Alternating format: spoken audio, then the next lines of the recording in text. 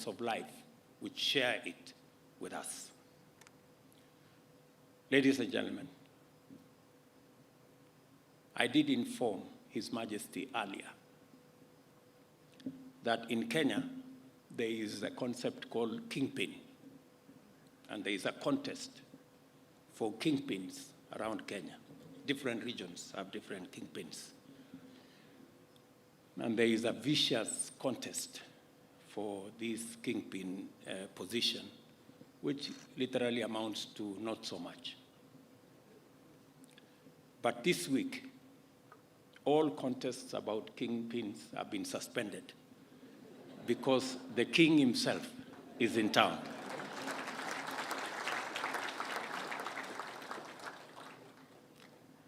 Let us drink to the long life and good health of His Majesty King Charles III and Her Majesty Queen Camilla, and to the enduring bonds of friendship and partnership for the shared prosperity of the people of our two great nations. Thank you. God bless you. God bless Kenya. God bless the United Kingdom. Asanteni sana. Down, Dave, down.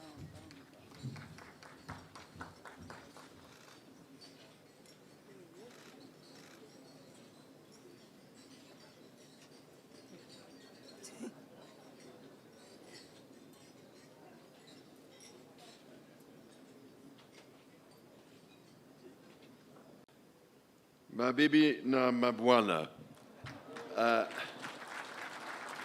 hamjambo, niaje, ni furaha yangu kuwa nanyi jioni ya leo. I cannot tell you what a great pleasure it is for my wife and I to be back in Kenya once again. I am enormously grateful to you, Mr. President, Madam First Lady, for your most generous invitation to make this state visit. The tremendous hospitality you have shown us and the wonderfully warm welcome that you and the people of Kenya have extended to us have touched me deeply. If I may say so, it is particularly special to be able to return to this extraordinary country in the 60th year of your independence. Today, Mr. President, you and I stood by the mighty Mugumo tree, which marks the spot where almost 60 years ago the Kenyan flag was first raised.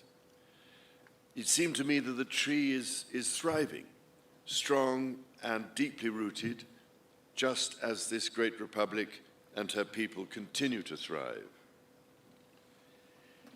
It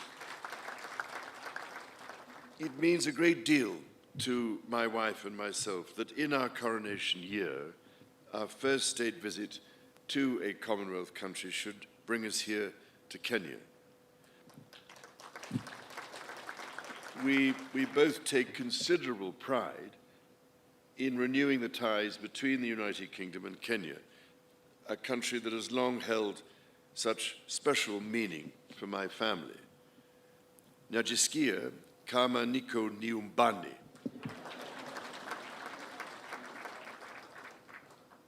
Now, it is well known, I think, that my dear mother, the late Queen, had a particular affection for Kenya and the Kenyan people. She arrived here in 1952, a princess, but left as queen. It is extremely moving to read her diary from that visit, in which she wrote that she did not want to miss a moment of Kenya's extraordinary landscapes. I really cannot thank you enough for the support Kenya gave her through that difficult time. 10 years later, my father, the late Duke of Edinburgh, attended the celebrations of Kenya's independence. To mark the occasion, Her late Majesty wrote to President Jomo Kenyatta to convey her sincere hope that with God's guidance, Kenya would prosper and that her people would have peace and contentment in full measure. Nearly 50 years later, it was here, in sight of Mount Kenya, that my son, the Prince of Wales, proposed to his wife, now my beloved daughter-in-law. For my part, I recall, as if it were yesterday, my first visit to Kenya in 1971 with my sister, the Princess Royal. I was, it is fair to say, somewhat younger then, and I can well remember the meeting I had with President Jomo Kenyatta, a towering statesman who inspired such great admiration, affection, and respect. On subsequent visits here, I was most fortunate to be able to spend some time with Kenyan conservationists, from whose profound knowledge of their environment I learned so much. Among them was the late great environmentalist and Nobel Prize winner, Wangari Maathai, someone whom I greatly admired and loved. And I'm very much looking forward to spending a little time with her daughter this week and to planting a tree in her mother's memory.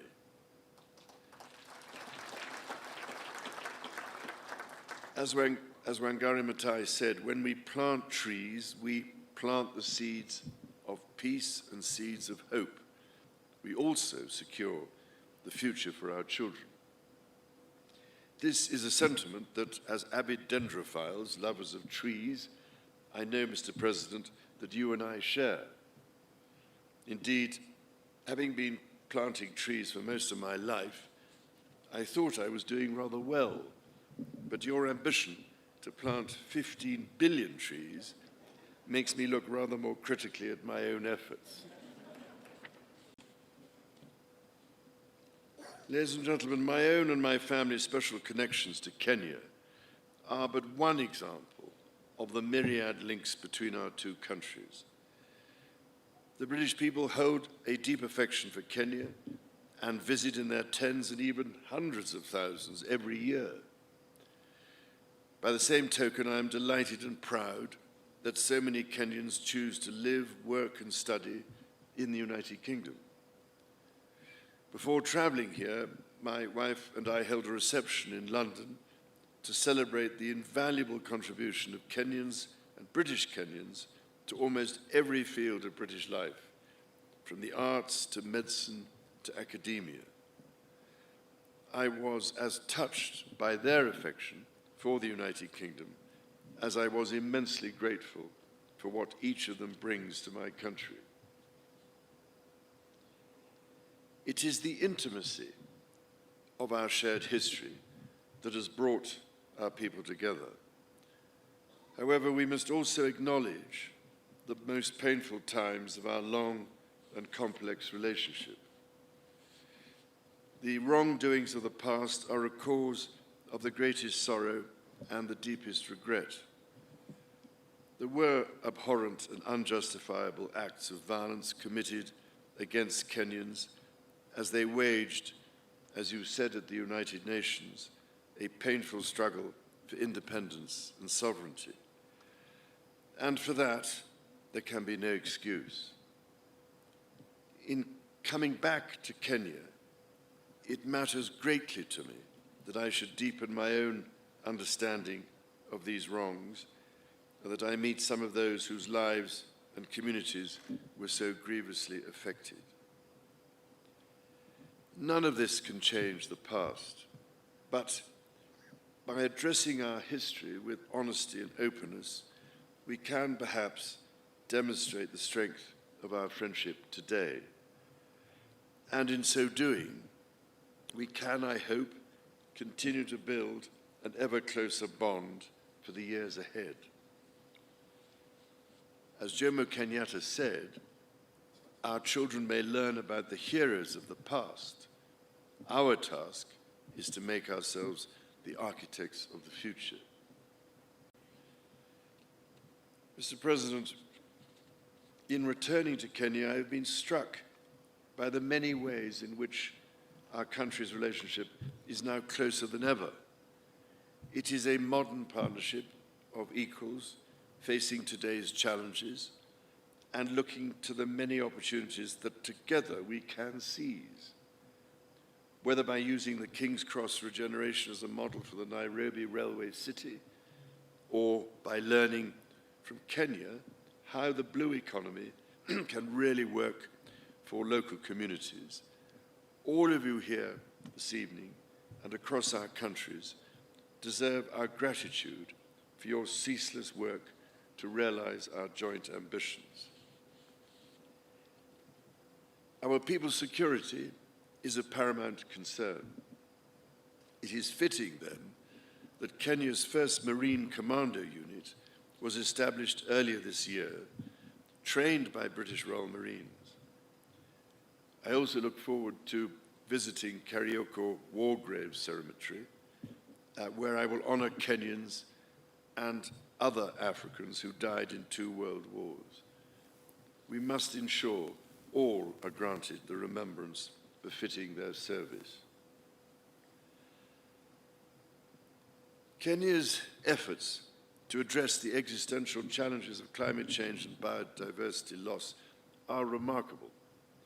From generating over 90% of your electricity from renewable sources to ambitious reforestation and restoration programs to hosting the first Africa Climate Summit here in Nairobi last month, Kenya is offering extraordinary leadership.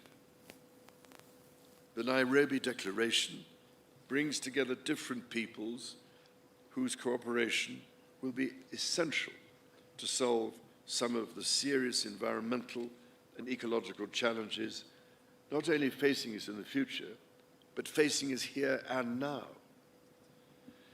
And it is, if I may say so, absolutely vital that your and Africa's voice continues to be heard, including at COP28 and beyond.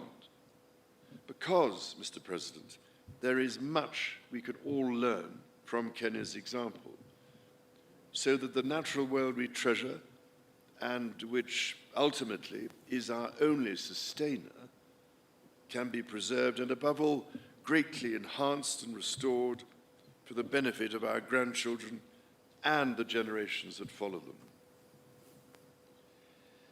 Those next generations are themselves taking remarkable strides to secure their own future. I've long believed in the extraordinary potential of our young people and left my meeting with young Kenyan entrepreneurs today inspired by their accomplishments.